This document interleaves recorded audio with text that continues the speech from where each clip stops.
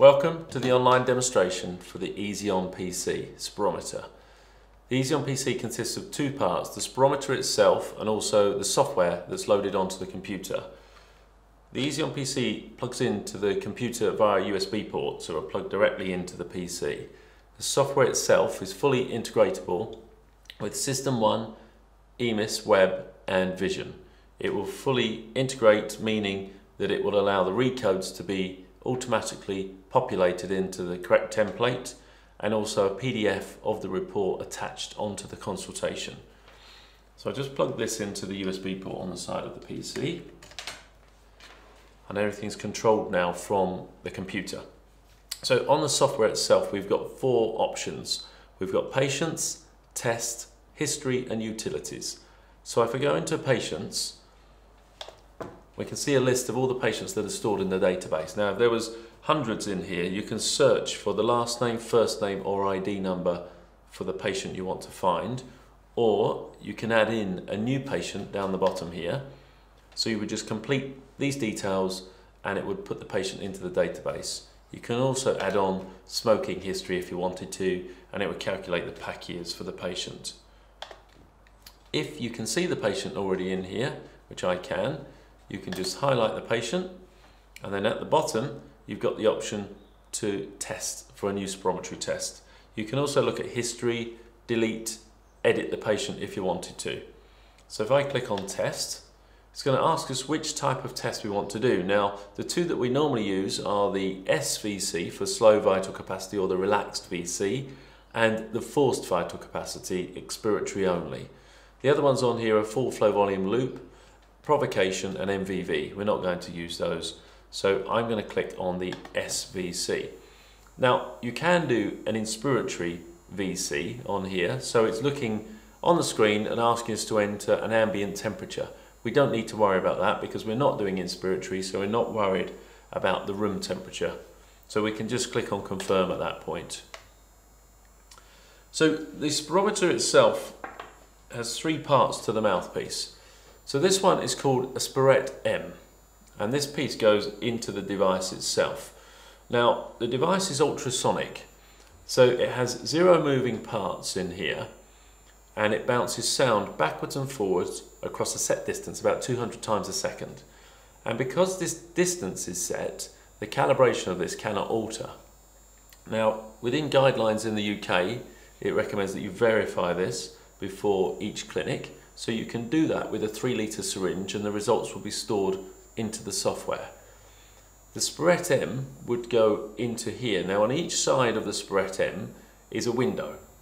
Now in that window is a filter. So where the sound passes through, there's a filter, which means anything that's inside here, i.e. the patient's breath, will not come into contact in here. So for cleaning, you can just wipe the outside of this down with a sterilising wipe and change the Spirette M on a weekly basis. To pop this in, you'll see there's a triangle on here and a triangle on the Spirette M. Push that in. Then onto the front goes a mouthpiece adapter. And then your standard spirometry cardboard mouthpiece will just go onto the front of that. So between each patient you obviously change the mouthpiece because they're single patient use, and the Spirette M is changed on a weekly basis.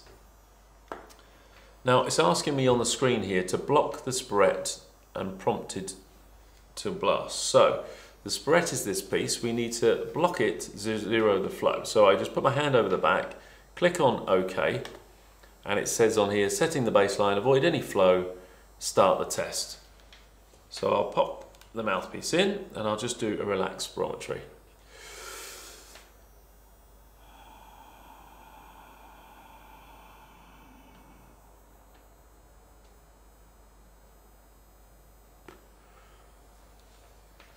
Okay, so you can see the graph on the screen is nice and smooth. There's no blips, second breaths in, etc. We haven't got a variation yet between the tests because we've only done one.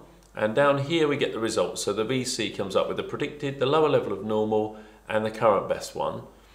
It also shows me the percentage of predicted for the best one, and obviously the first trial here is my only trial, so that's my best one so far. So I need to do the best of 3 ideally. So I'm going to click on Add Trial and do the same again.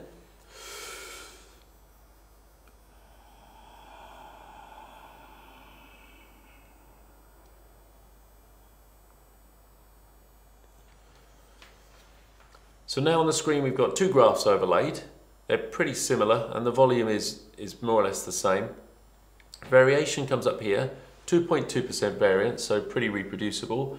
And then down here now we get the results with trial 1 and trial 2, and underneath there's a number, and that indicates that trial 2 is the best one. So let's put it number 1 in a rank, if you like, and number 1 is the second best. So we're going to do the third one now, so I click add trial again.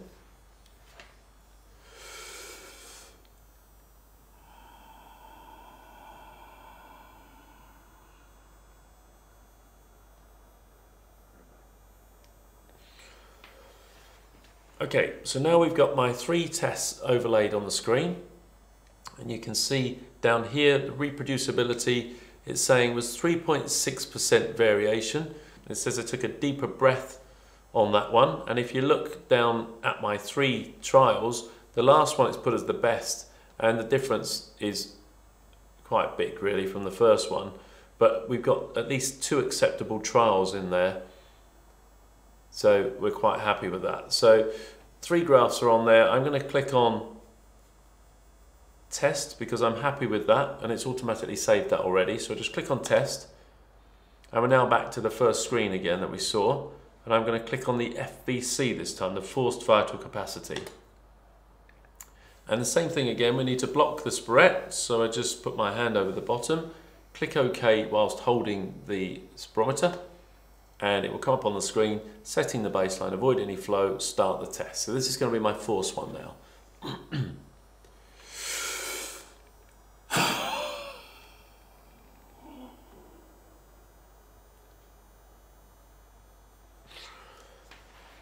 So whilst I was blowing out, you probably noticed there was a green dotted line down on the screen.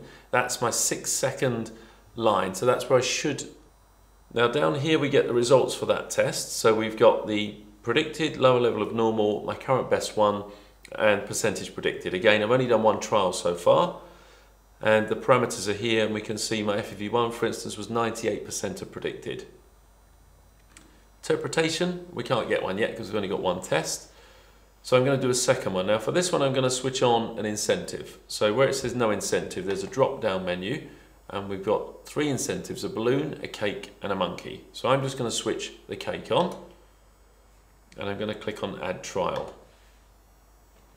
Now if the incentive doesn't come up full screen, there's a small button here of 2 arrows. So it may look like that, and then just click on that and it will open it up full screen. So I'm going to try and blow all the candles out.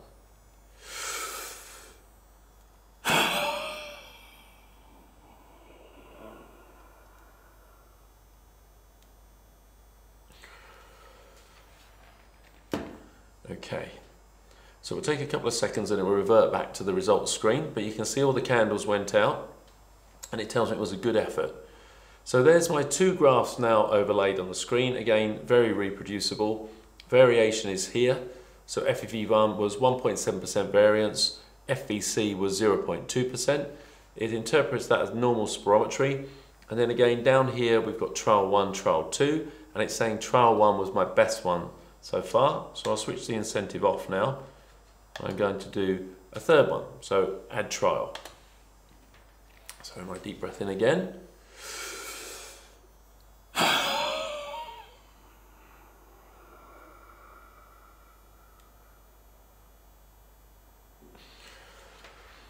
Okay, so we've now got the 3 graphs overlaid on the screen. They all look pretty identical. Variation is very reproducible. It's within the 5% guidelines. It says session complete, great job. So we've got 3 good tests, 2 within 5% at least. And then down here we've got trial 1, trial 2 and trial 3. And you can see the order it's been ranked in, and it's saying trial 3 is the best one because it's put a number 1 underneath it. So we can look at that compared to predicted, and we get the percentage predicted down there. Now at this point you could just print it if you wanted to. Just hit print here and it will print out on A4 paper. I'll just show you what that'll look like. So I'll click on report and it will open up the report on the screen for us to look at. So you can see here that we've got the surgery details will be at the top here, patient details here, test date and time will be there, results for the test will be there with the best in blue and percent predicted in blue, and then the graphs are also on there as well. You could put that into a PDF if you wanted to. So you click on print menu and then go across to PDF file, and you can create that into a PDF document if you wanted to.